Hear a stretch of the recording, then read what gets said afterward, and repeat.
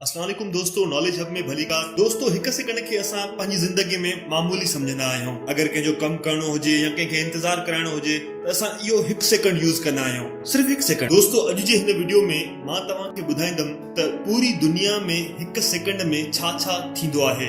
ईंदड़ हिक सेकंड में सिज या सन 1 मिलियन टन हाइड्रोजन गैस साड़े विझंदो ऐं काइनात 65 किलोमीटर फैलिजी वेंदी। धरती 29 किलोमीटर जो मुफ़ासिलो तय करे चुकी हूंदी।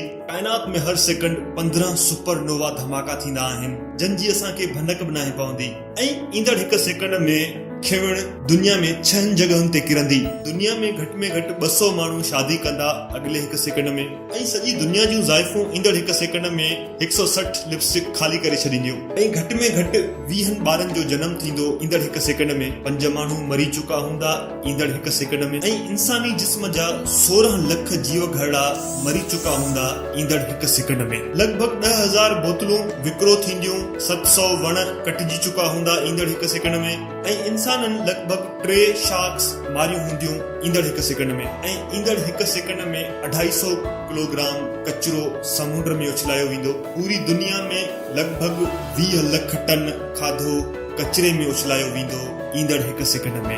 वायुमंडल में 2.2 मिलियन कार्बन डाइऑक्साइड रिलीज थींदी।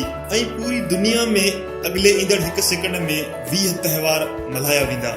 1 अरब माण्हू ऑनलाइन हूंदा ईंदड़ हिक सेकंड में। ऐं ईंदड़ हिक सेकंड में दुनिया जे 30 सैकड़ो घरनि में खाधो तैयार थींदो हूंदो। ईंदड़ हिक सेकंड में दुनिया जा 40 सैकड़ो ॿार स्कूलनि में हूंदा। अगर ॻाल्हि कजे मौसम बदिलजण जी त ईंदड़ हिक सेकंड में दुनिया जे 2400 शहरनि जो मौसम बदिलजी चुको हूंदो।